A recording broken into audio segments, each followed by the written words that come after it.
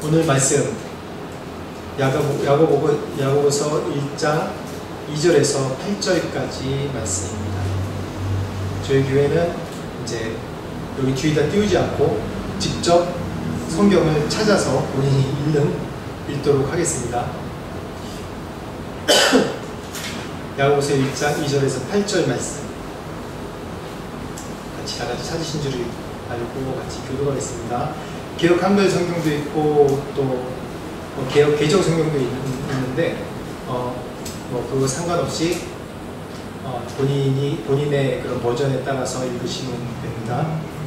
2절부터 8절까지 제가 먼저 교독으로 읽겠습니다. 내 형제들아, 너희가 여러가지 시험을 만나거든 온전히 기쁘게 여기라. 이는 너희 믿음의 시련이 인내를 만들어내는 줄 너희가 알리라. 인내를 온전히 이루라. 이는 너희로 온전하고 구비하여 조금도 부족함이 없게 하려 함이라. 너희 중에 누구든지 지혜가 부족하거든 모든 사람에게 후히 주시고 꾸짖지 아니하시는 하나님께 구하라. 그리하면 주시리라. 오직 믿음으로 구하고 조금도 의심하지 말라. 의심한 자는 마치 바람에 밀려 요동하는 바다 물결 같으니 이런 사람은 무엇이든지 주께 얻기를 생각하지 말라. 같이 읽겠습니다. 8절 시작. 두 마음을 품어 모든 일에 정함이 없는 자로다. 아멘. 오늘 말씀 제목이 소원을 이루는 기도입니다. 주보 보시면 지난주 설교 요약이 나왔는데 지난주 제목이 뭡니까? 소원을 말해봐. 예, 이거 그 노래 가사랑 비슷해서 잘 기억하시죠? 예, 지난주 설교 제목이 소원을 말해봐. 소원 시리즈입니다. 오늘은 소원을 이루는 기도입니다. 지난주에 좀 이어지는 내용입니다. 왜냐면 지난주 소원을 말해봐 라는 그런 제목으로 모든 걸 다 물론 하나님의 마음과 이 성경 말씀 모든 걸 다 나눌 수 없지만 그 파트로 우리가 어떻게 하나님께 간구해야 되는지 어떤 자세로 간구해야 되는지에 대해서 같이 말씀을 나누기 원합니다. 제가 어렸을 때 참 좀 독특한 얘기지만 어렸을 때 그런 얘기를 들었습니다. 제가 어렸을 때 택시를 타고 가는데 택시를 타고 가는데 그러시더라고요. 막 운전하다가 아침 일찍 저희 부모님 어머니랑 같이 택시 타고 갔는데 선생님 재수가 없어서 막 그런 얘기를 하는 거예요. 그래서 저희 어머니가 아니 기사님 왜 무슨 일이 있으셨어요? 그러니까 아침에 제일 처음에 좀 여러분들 지금 듣기엔 상당히 이상한 얘기입니다. 아침에 안경 쓴 사람을 태웠더니 재수가 없어가지고 그런 얘기를 하는 거예요. 저 안경 썼습니다. 제 아내도 안경 쓰고. 지금 그런 얘기하면 굉장히 이상하죠. 왜냐면 지금은 차별에 대해서 굉장히 예민하기 때문에 그런 거 되게 이상합니다. 근데 심지어는 90년대까지도 그런 일들이 많아. 지금도 그러신 분도 있어요. 나이 좀 드신 분이. 그래서 일부러 택시기사 운전하신 분이 가다가 제일 첫 손님을 안경 낀 사람을 안 태우는 거예요. 옛날에는 지금은 누구나 다 안경을 많이 끼지만 그때는 안경 낀 사람이 그렇게 많지 않았거든요. 참 웃긴 일입니다. 그리고 여러분 이제 이게 좀 우리 지금 말로 뭐라 하냐면 이게 징크스가 있어서 그런다고 얘기를 하죠. 근데 이 징크스는 또 스포츠 선수들에게 또 많이 좀 적용돼요. 그래서 여러분 제가 테니스를 좋아해서 나달이라는 분 아세요? 나달이라는 사람? 선수? 나달 모르나요? 나달 테니스 선수 너덜너덜한 거 말고 나달 이름이 스페인 그 테니스 선수인데 왼손잡이가 나달이에요. 그 사람이 이제 그 잔디 코트라는 윈블던에서 최고 많이 우승한 사람이에요. 그리고 그 페더러랑 쌍벽을 이루는 굉장히 그 유명한 사람들 둘 다 은퇴했어요 지금은. 근데 그 사람이 테니스 칠 때 루틴이 있어요. 그 루틴이라고 하는데 저는 굉장히 처음에 희귀하더라고요. 항상 테니스 칠 때 딱 이렇게 준비하고 나서 이렇게 하나 준비하면서 서브 넣을 때 특히 하나 둘 셋 넷 그리고 막 이렇게 항상 똑같은 행동을 하는 거예요. 그리고 또 뭐 바지끝 이렇게 하고 또 아무튼 그리고 항상 끝나고 나갈 때 갑자기 이렇게 가다가 어떻게 점프를 해요. 왜 그러냐면 오른발로 테니스 코트를 밟아야 되는 거예요. 그리고 라인을 밟지 말아야 되는 거예요. 여러분들도 이제 어렸을 때 그런 경험 많죠. 이렇게 보도블록 갈 때 이렇게 요거 보도블록 안 밟으려고 깽깽이 뛰면서 가기도 하고. 그 나달이 그런 거예요. 그것뿐만 아니라 나달의 12가지 루틴이 있는데 그게 다 징크스에 가는 거예요. 징크스. 경기 시작하기 45분 전에 찬물로 샤워를 한대요. 그리고 뭐 경기장 들어설 때는 꼭 오른발로 들어서야 되고, 또 이제 둘이 이제 선수들이 이제 코인 갖고 누가 먼저 하나 이렇게 딱 튀기잖아요. 그러면 이 튀길 때 보면 이 텔레비 보세요, 이 유튜브 보세요. 튀길 때 보면 나달은 항상 점프를 하고 있어요. 계속. 그게 루틴이에요. 그 사람의 루틴이에요. 굉장히 좀 희한한데, 거기다 또 테니스 칠 때 이온 음료와 물을 번갈아 가며 마세요. 근데 그걸 딱 세워놓을 때 상표가 경기장을 보게 딱 세워놓는 거예요. 재밌죠? 여러분 아세요? 이런 거? 들어보신 적 있으세요? 못 들어봤죠? 근데 경기 나갈 때 선수들한테 이런 루틴 있는 사람들이 굉장히 많아요. 이걸 루틴이라고 그러는데 뭐냐면 이 징크스를 극복하기 위한 하나의 뭔가 습관이에요. 이걸 좀 심리학적으로 뭐라고 하는지 아세요? 뭐 같아요? 심리학적으로 이게 뭐 장애는 아닌데 누구나 다 이런 건 좀 있어요. 이게 뭐라고 하냐면 강박증이라고 해요. 강박증 들어보셨죠? 강박증의 정의를 보니까 본인의 의지와 무관하게 어떤 생각이나 장면이 떠올라서 불안해지고 그 불안을 없애려고 특정한 행동을 반복하는 거예요. 특정한 행동을. 그 불안을 떨쳐보려고 특정한 행동을 반복하는 거예요. 여러분 그런 적 있으세요? 여러분들도 그런 루틴이 있으세요? 지금 뭐 좋은 말을 루틴이라고 하는데 그렇게 행동하는 게 있으세요? 그런 게 다 이게 강박증이 심해지면 어떻게 되냐면, 강박증이 심한 사람이 좀 이제 뭔가 깨끗한 걸 굉장히 그 결벽증 같은 그런 것이랑도 좀 많이 연관되어 있고, 이게 점점점 심해지면 우울증으로 간대요. 왜냐하면 자기가 원하는 대로 안 되니까 이게 우울증으로 간다고 그러더라고요. 이게 굉장히 강박증이 심해지면 좀 이게 어려움이 있다고 그러더라고요. 오히려 운동선수 같은 경우는 자기가 뭔가 심리적으로 좀 안정감을 가지려고 나달은 이렇게 외우기도 힘든 12개의 루틴을 막 적용하고 그러면서 자기의 그런 그 바라는 것을 이루려고, 자기가 원하는 것을 이루려고 계속 이제 뭔가 스스로 노력하는 강박증 같은 그런 행동을 하는 걸 볼 수가 있습니다. 이런 것과 마찬가지로 왜 이럴까요? 왜 이럴까요? 오늘 소원을 이루는 기도, 또 지난주에 소원을 말해봐랑 좀 연관되어 있는 부분이 있습니다. 다 이렇게 루틴이 있고 자기가 뭐 징크스를 극복하려고 막 이렇게 강박증으로 하는 것이 뭐냐면, 제가 강박증의 정의에 대해서 얘기할 때와 같이 어떠한 불안한 장면이 떠올라서, 그러니까 내가 이렇게 되기 싫은 거예요. 또 혹은 이렇게 안 될까봐, 이런 불행이 나한테 올까봐, 이런 일이 있을까봐 내가 자꾸 어떤 그걸 극복하기 위해 특정한 행동을 막 하는 걸, 이게 강박증이라고 그래요. 신앙생활에도 보면 우리가 이런 루틴이 적용되는 것들이 많이 있습니다. 먼저 결론으로 얘기하면 그런 거예요. 신앙생활 할 때 이제 그 마틴 루터 이제 종교개혁을 한 마틴 루터의 그런 일대기를 보면, 이 회고록에 보면 특히 카톨릭에서 이런 루틴을 굉장히 많이 반복을 해요. 제가 이게 다 나쁘다는 것이 아니라, 우리가 하나님께 나갈 때, 하나님께 기도할 때 우리가 믿음으로 나가야 되는데 자꾸 이게 내 루틴과 습관으로 나가는 경우가 많기 때문에 제가 이런 전제 조건을 깔고 제가 이걸 설명드리는 거예요.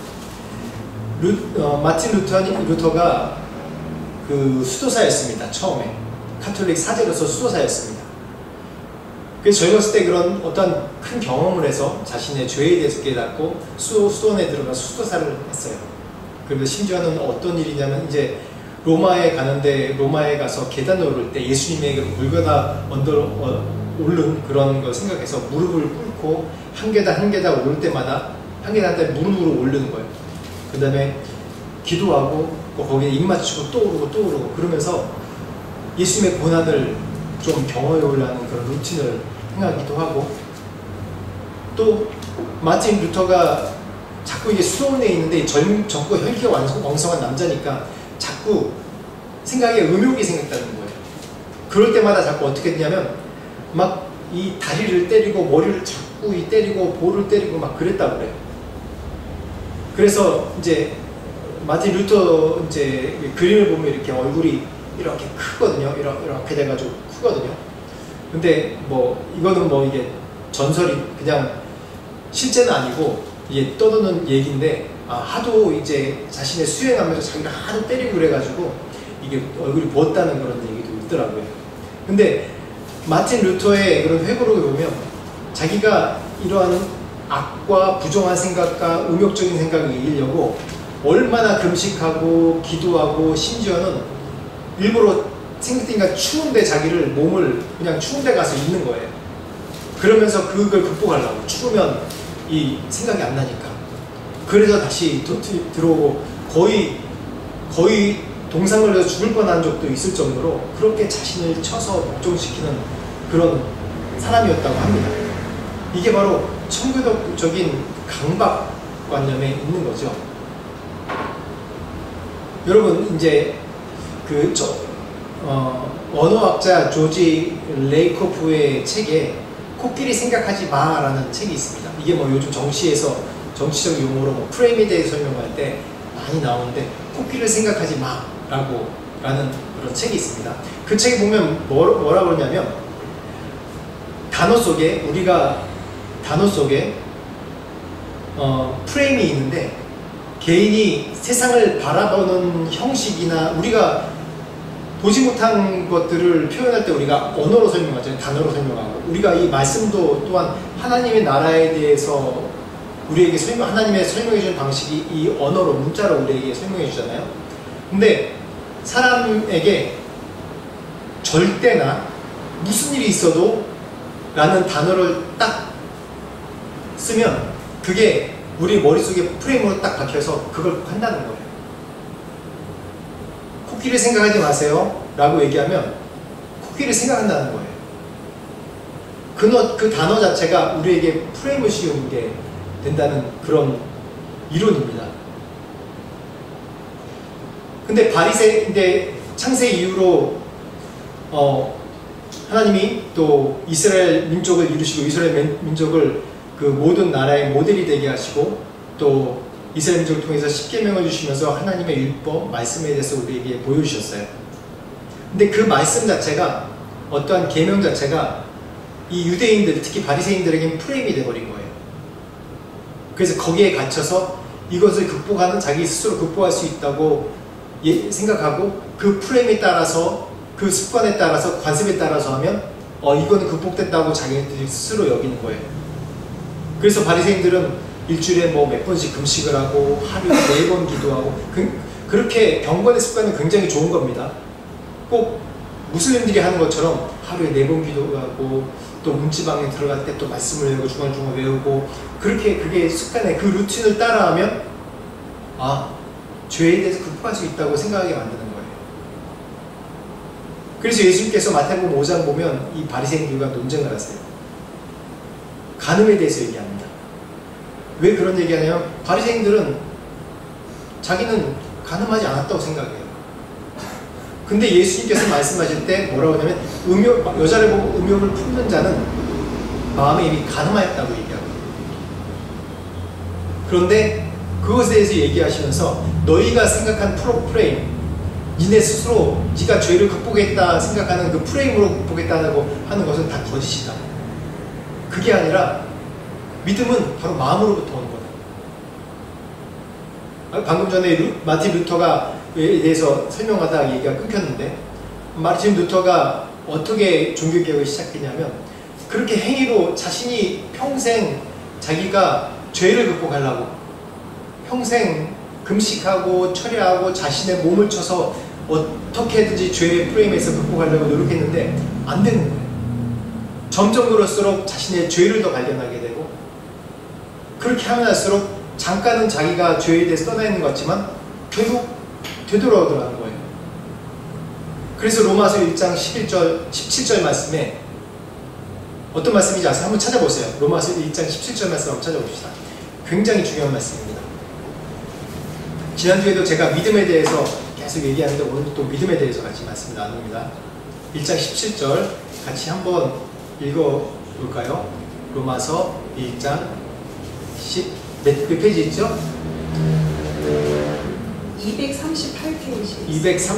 신약입니다. 신약 238페이지 있습니다. 신약 238페이지 사도행전 마음입니다. 1장 17절입니다. 로마서 1장 롬으로 되어 있어요. 1장 17절 같이 읽어볼까요? 시작. 복음에는 하나님의 의가 나타나서 믿음으로 믿음에 이르게 하나니 기록된 바 오직 의인은 믿음으로 말미암아 살리라 함과 같으니라. 뭐라 했죠? 오직 의인은 믿음으로 말미암아 산다고 그랬어요. 오직 의인은 믿음으로 말미암아 살리죠.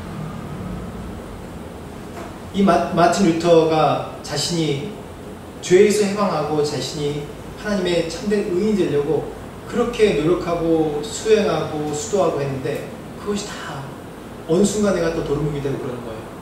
그럴 때 이 말씀, 의인은 오직 믿음으로, 나의 노력과 나의 힘으로 되는 것이 아니라 오직 하나님의 전적인 은혜로 내가 의인 될 수 있구나를 깨달아서 이 무릎 꿇고 계단을 오르다가 벌떡 일어나서 이게 95개의 종교개혁, 그런 카톨릭, 그때 당시에 카톨릭이 많이 타락했잖아요.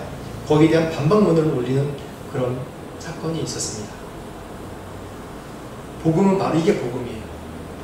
어떠한 내 루틴으로 내가 구원을 받는 것이 아니라 어떠한 내 습관으로 구원받는 것이 아니라 전적인 하나님 은혜로 내가 구원받는다는 겁니다. 그렇다고 내가 경건의 습관, 내가 뭐 새벽 기도하고 주일 예배 나오고 빠지라는 얘기 아니에요. 중요한 건 마음인 거예요. 마음. 로마서 찾았는데 로마서 8장 1절 2절 말씀 한번 찾아보시겠어요? 방금 로마서 말씀 찾았는데 시작입니다. 로마서 말씀 찾았는데 8장 1절 2절 말씀 한번 읽어봅시다. 8장 1절 2절 시작. 그러므로 이제 그리스도 예수 안에 있는 자에게는 결코 정죄함이 없나니 이는 그리스도 예수 안에 있는 생명의 성령의 법이 죄와 사망의 법에서 너를 해방하였습니다. 이 정죄라면 뭐냐면 정죄라면 뭐냐면 재판관이 심판대 앞에서 재판관이 너 유죄 그리고 땅 쳤을 때 그걸 정죄라고 하는 거예요. 죄에 대해서 심판에서 결론을 내린 게 정죄예요. 이 말씀, 로마서 말씀 가운데 우리는 그리스도 안에서 정죄함이 없다고 그래요. 왜? 예수 그리스도로부터 우리가 죄사함을 받은 걸 믿는 그 믿음이 우리가 죄사함을 받았기 때문이에요. 그런데 우리가 죄사함을 받았지만 내가 믿음으로 그렇게 고백하고 믿는다고 해서 죄사함을 받을까?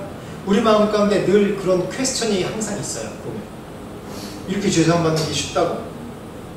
왜냐하면 세상 사는 게 어렵잖아요. 뭐든지 이루려고 뭐든지 받으려고 공짜가 없잖아요. 이렇게 공짜라고? 그래서 어릴수록 더 믿음이 좋을 수밖에 없는 게 왜냐하면 늘 어릴 때 생활이 다 부모로부터 공급받는 생활이잖아요. 그 나이 들면 들수록 공급받는 게 아니라 누구든지 기브앤택이 있어야 되는 거기 때문에 점점 더 믿음이 없어진 거예요. 자꾸 이 세상에 살아가는 방식으로 하나님과 관계하려고 해요. 하나님 누구십니까? 저희 아버지란 말이에요. 나의 아버지란 말이에요. 나를 창조하시고 지으시고 지금도 함께 계시고 책임지시는 아버지란 말이에요. 근데 그걸 자꾸 망각하고 자꾸 이 세상에서 또한 인간의 부모로 같은 상처 그걸로만 하나님을 판단하기 때문에 내가 이렇게 기도한다고 된다? 이렇게 기도하면 된다고?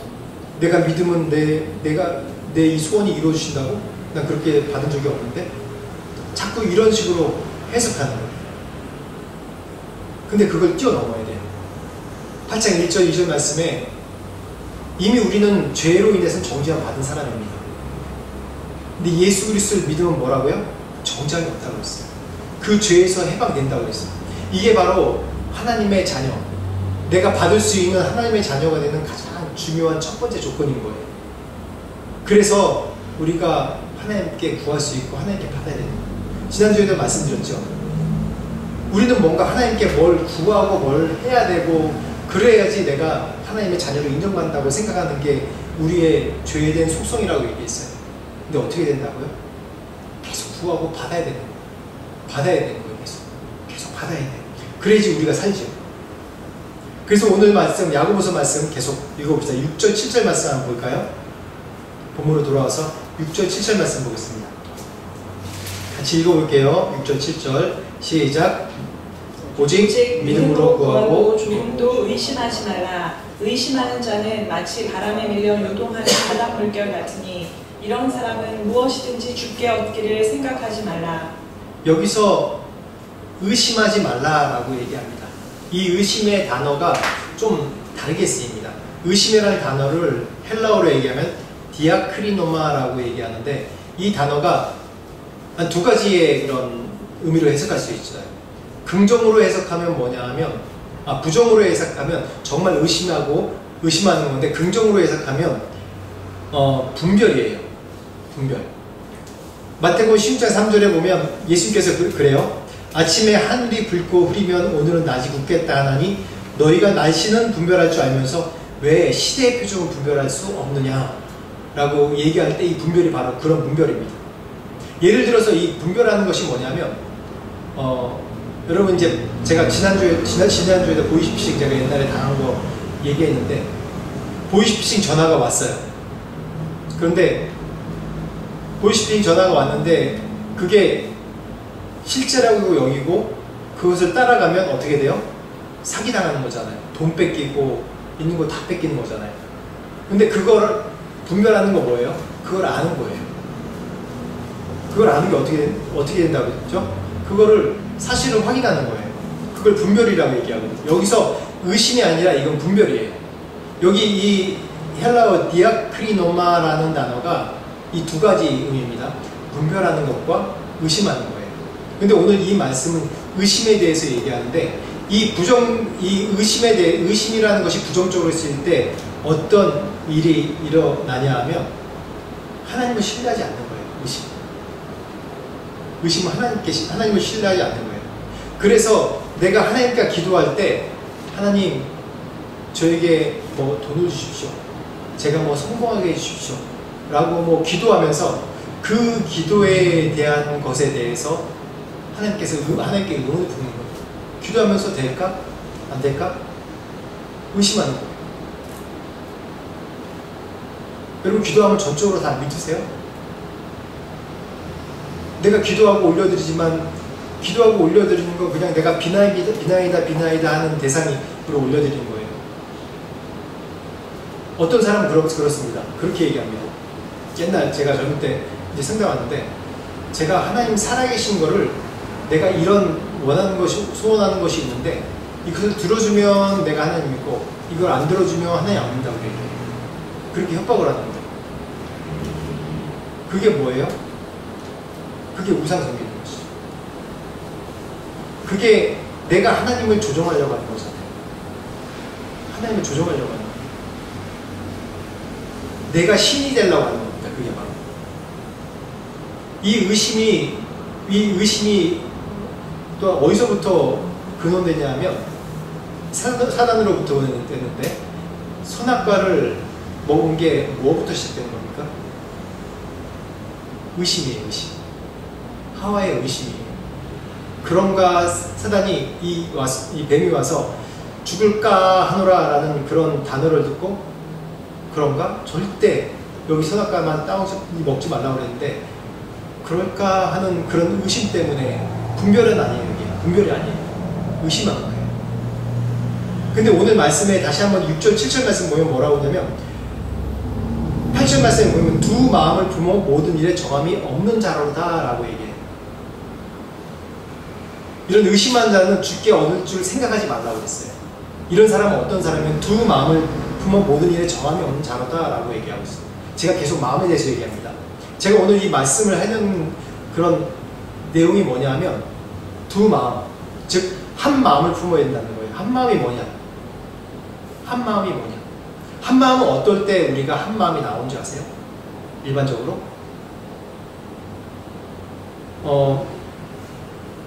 2절, 3절, 4절 말씀 봅시다. 야고보서 방금 말씀 2절, 3절, 4절 말씀 봅시다. 같이 읽읍시다. 시작. 내 형제들아, 너희가 여러 가지 시험을 만나거든 온전히 기쁘게 여기라. 이는 너희 믿음의 시련이 인내를 만들어내는 줄 너희가 알미라. 인내를 온전히 이루라. 이는 너희로 온전하고 구비하여 조금도 부족함이 없게 하려 하니라. 어떨 때 내가 한 마음을 품을 수 있냐면, 두 마음이 아니라 한 마음을 품을 수 있냐면 고난이에요. 고난, 시련. 이때 내가 이 고난과 시련, 저희가 지금 예레미야 말씀을 새벽기도 때 또 계속 하는데, 이스라엘 민족이 벼랑 끝에 몰렸어요. 더 이상 빠져나갈 구멍이 없어요. 결국 징계를 받아서 바벨론으로 포로로 잡혀갑니다. 그곳에서 시련을 맞아요. 그러면서 그곳에서 어떤 일이 있습니까? 참 하나님이 어떤 하나님인지 의지하게 돼요. 그래서 우리가 시험을 당하고 시련과 고난이 있으면 그 시기가 뭐냐면, 내가 지금 이 시기가 바로 소원을 이루는 기도를 배울 시기구나. 내가 참 소원이 어떤지 그 기도를 응답하는 그런 법을 배우는 시기구나 라는 것을 배우는 거예요. 왜냐하면 2절, 3절, 4절 말씀은 처음에 나오고 그 다음에 5절, 6절, 7절, 8절 말씀이 나오잖아요. 소원을 이루는 기도, 내가 이 기도를 이루리라 하는 내용이 나오잖아요. 바로 그런 뜻이에요. 여러분 에스더 보세요. 에스더 아시죠? 성경 말씀에 에스더서가 있습니다. 에스더는 어떤 사람입니까? 왕비예요. 페르시아 왕국의 왕비로 있었어요. 왕비로 간택된 사람이에요. 그런데 이 하만의 모함으로 어떻게 돼요? 하만의 모함으로 에스더, 유대인들이 다 죽을 판이에요. 그 페르시아 제국이 있는 이스라엘 사람들이 다 죽을 판이에요. 마지막 끝으로 몰리는 거예요. 법적으로 이 왕이 도장을 꽝 찍어서 뭐죠? 왕 옥새를 딱 찍어서 이제 온 페르시아 제국에 다 퍼뜨렸어요. 메시의 이 절하지 않은 자는 다 죽여버렸다. 이게 뭡니까? 이 벼랑 끝에 몰린 거예요. 벼랑 끝에. 어떻게 하면, 법적으로 하면 하만이 에스더를 죽이려고 일부러 한 건 아니지만,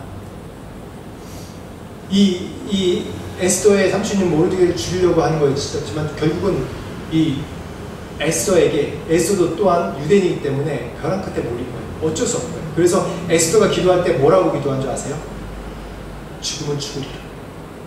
죽음은 죽으리라 라고 얘기하면서 하나님 구원해 주십시오 라고 기도하면서 왕 앞에 담대히 나가요.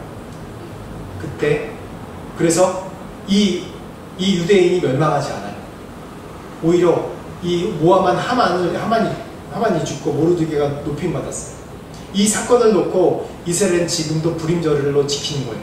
이스라엘 모두가 멸망할 뻔했는데 모두가 에스더의 그런 용감한 죽음은 죽으리라는 기도를 통해서 우리가 다 살아난다. 지금도 이스라엘은 불임절이 있어요. 벼랑 끝에 몰린 겁니다. 또한 예수님이 어떻게 기도하신지 보십시오. 예수님의 기도 보면 이게 어떠한 기도인지 알 수 있습니다. 마태복음 26장 39절 한번 보시겠어요? 마태복음 26장 39절 말씀입니다.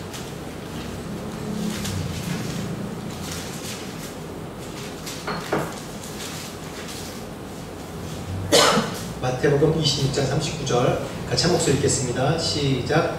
조금 나아가사 얼굴을 땅에 대시고 엎드려 기도하여 가라사대 내 아버지여 만일 할만하시거든 이 잔을 내게서 지나가게 하옵소서. 그러나 나의 원대로 마옵시고 아버지의 원대로 하옵소서 하시고. 원래 우리의 기도가 예수님의 기도가 다릅니다. 예수님이 이 기도를 보면 정말 인간이셨구나. 정말 인간이셨구나.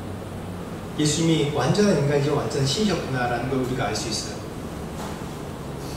우리가 어려움이 있습니다. 기도할 때 어려움이 있어요. 이 일에 대해서 내가 벼랑 끝에 몰려서 예수님도 지금 이 막바지에 몰리신 거예요.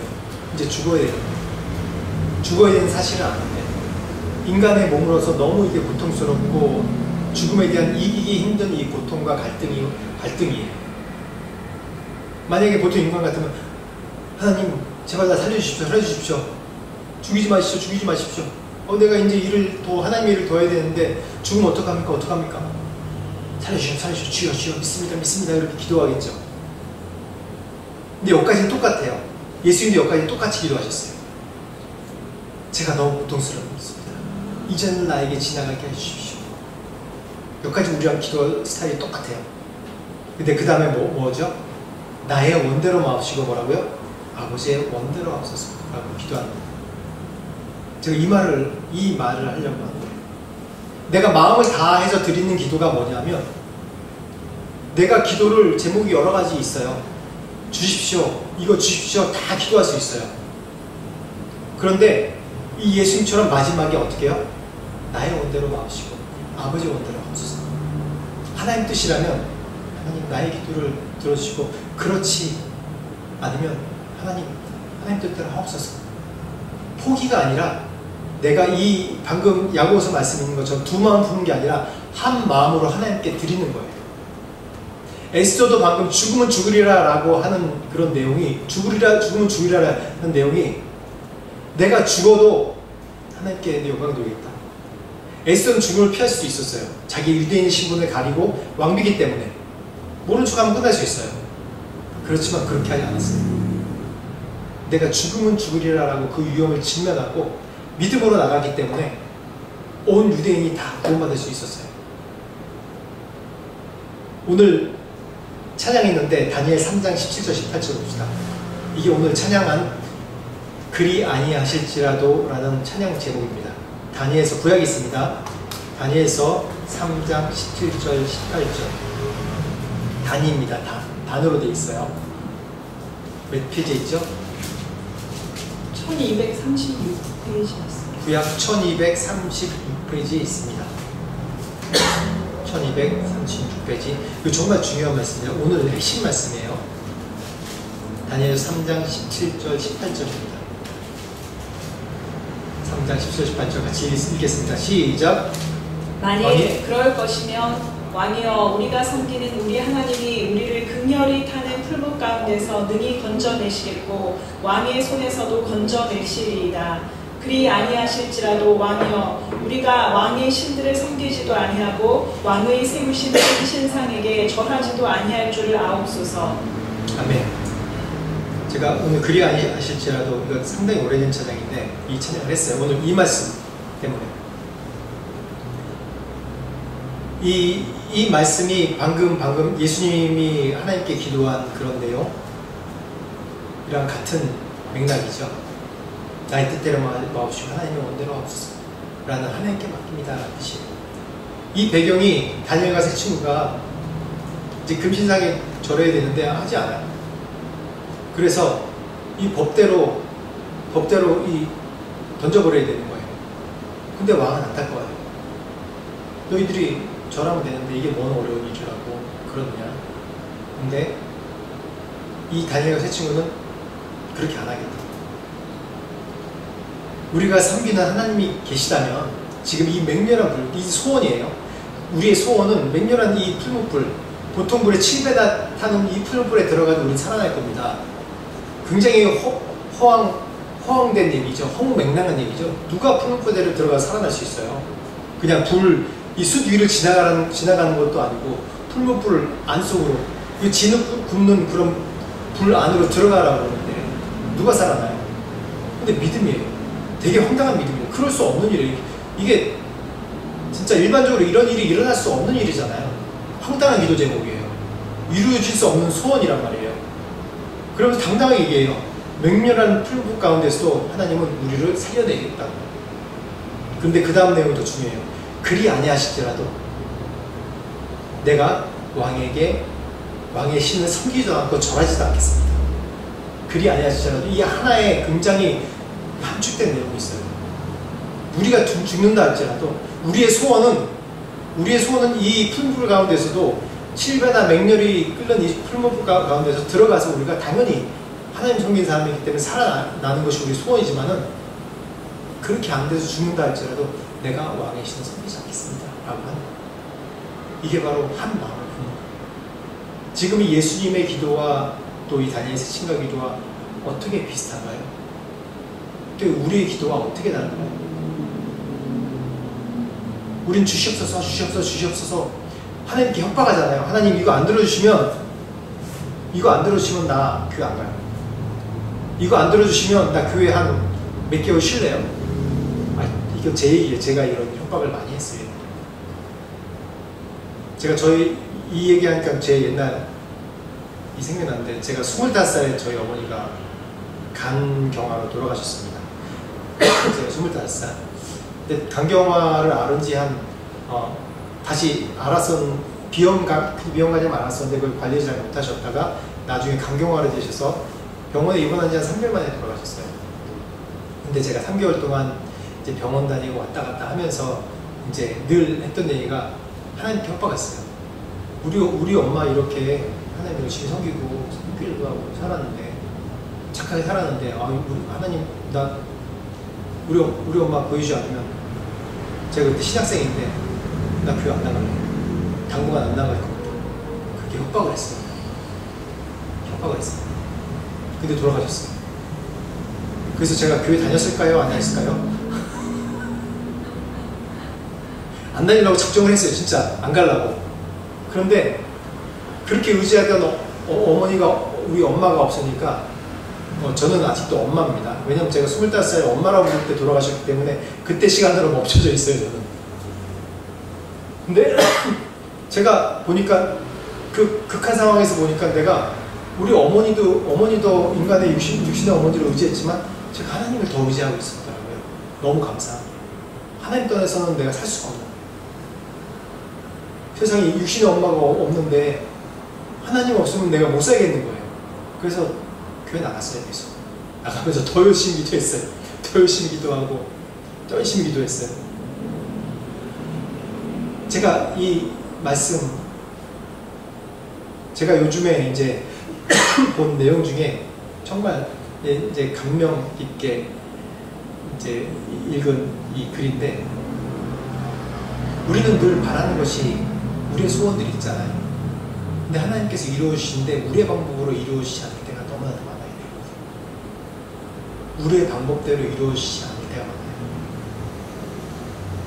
다시 얘기하면 우리가 바라는 방법보다, 우리가 이루는 소원의 방법보다 하나님의 방법이 더 놀랍고 더 크시게 이루어지는 그런 체험을 인생 가운데 너무나도 많이 합니다. 그래서 소원을 놓고 기도할 때, 하나님 이걸 이루어 주시지만 이거 하나님 방법대로 하시겠죠?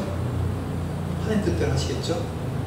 그래서 어느 순간인가 소원에 기도할 때 거기에 대한 결론은 있는데 그 과정을 제가 빼먹고 기도하는 거예요. 어차피 내 방법으로 하나님께서 이루어 주시지 않을 텐데 하나님 주의 방법으로 이루어 주십시오. 저 따라가겠습니다. 그렇게 기도하는 저를, 어느 글에 그렇게 나와 있어요.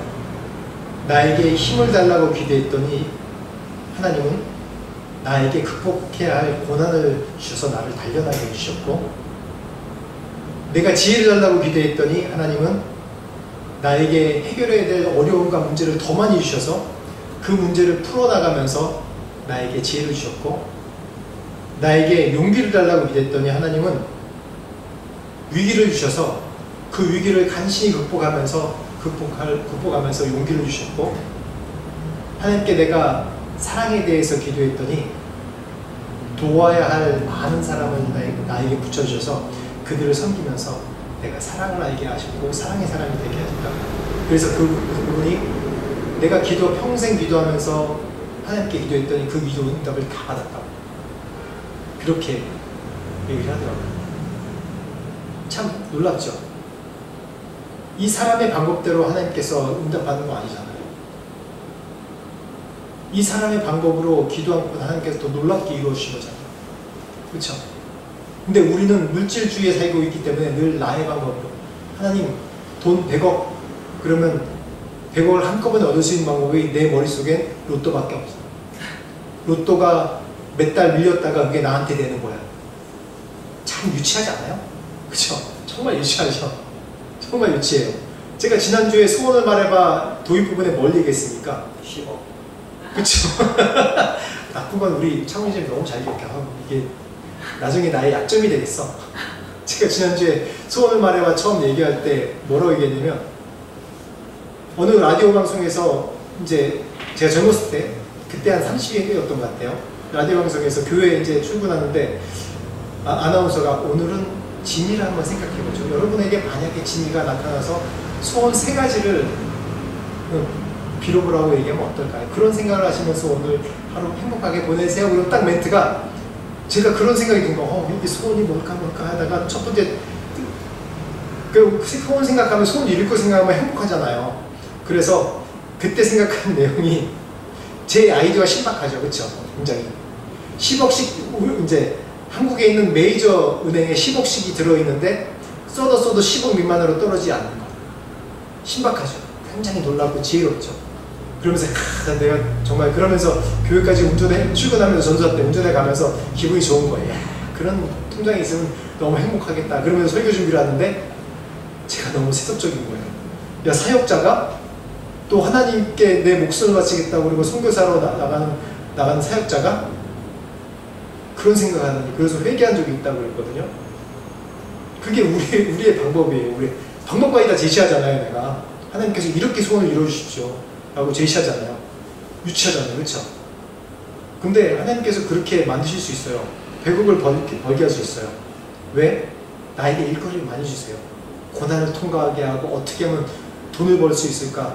사업을 또 망하게도 하고 망해서 정말 거지같이 살게 하고 그러다가 다시 내가 정신 똑바로 차려야지 또 점점점 일어나가지고 또 망하기도 하고 그러다가 나중에 보니까 100억 버는 자산가가 돼 있는데 그 자산으로 내가 차를 사는 게 아니라 결국은 내 고난을 통과해서 내 자산으로 다 사람들을 나눠주고 내 직원들을 다 이롭게 하고 가난한 사람 나눠주고 나는 가난하게 사는 사람들과 똑같이 평범하게 살고 있는 거야. 그런데 100억 자산가. 놀랍지 않아요? 결론은 맞아. 그런데 내가 꿈꿨던 100억 자산가보다 훨씬 더 훌륭한 사람이 돼 있는 거야. 많은 사람들이 존경하는. 얼마나 놀라워. 하나님께서 이렇게 이루어주신단 말이에요.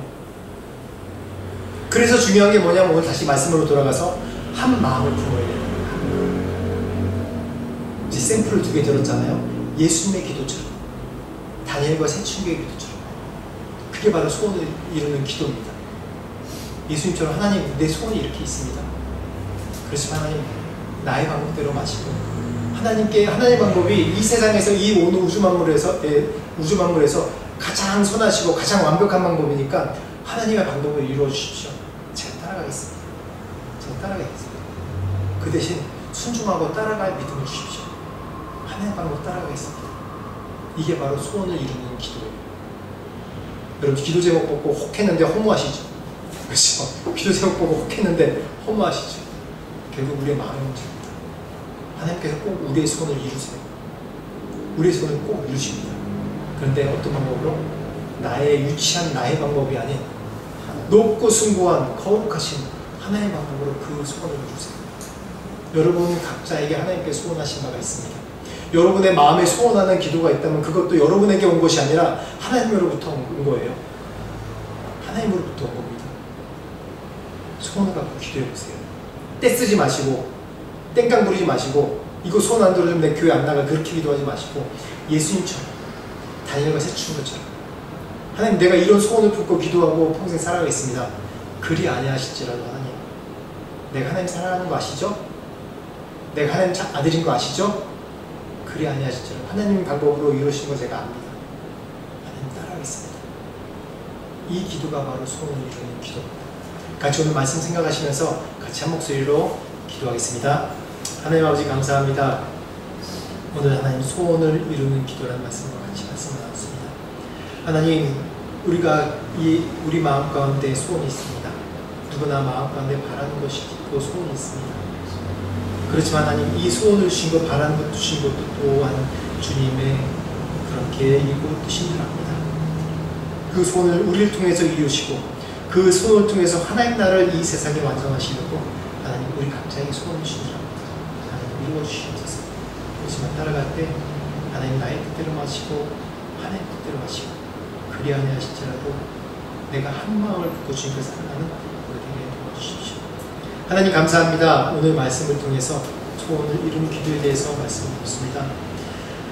아버지 우리 각자 마음 가운데 소원이 있는 줄 믿습니다. 소원과 바라는 것이 우리 생각인 것 같기도 하고 나의 욕심인 것 같기도 하고 늘 헷갈립니다. 그렇지만 그 마음에 소원 주신 것은 또한 주님께서 우리의 인생을 인도하시는 주님의 방법을 좀 있습니다. 하나님 그 소원을 놓고 기도할 때 하나님 그 소원이 그냥 소원을 이루는 것뿐만 아니라 그 소원이 이룬 과정 중에 우리에게 참된 믿음을 주시고 참 하나님이 누구신지 우리의 인생 가운데 계속해서 확인하고 주님을 따라가는 우리 모두가 될 수 있도록 도와주시옵소서. 그래서 하나님 오늘 예수님의 고백처럼 또한 다니엘과 세 친구의 고백처럼 그리 아니하실지라도 또한 내 뜻대로 마시고 하나님 방법대로 하나님 뜻대로 이루어 주시옵소서라고 고백하는 우리가 모두가 될 수 있도록 주님 축복하시고 인도하여 주옵소서. 지금은 우리 주 예수 그리스도의 은혜와 하나님 아버지의 무한하신 사랑과 성령님의 감화 감동 역사하시니 우리 마음 가운데 소망하며 또한 바라며 기도하는 모든 것 가운데 하나님께 모든 것을 맡기고 그리 아니하실지라도 또한 하나님께 감사하겠다고 고백하는 모든 성도들에게 지금부터 영원토록 함께 하시기를 간절히 축원하옵나이다.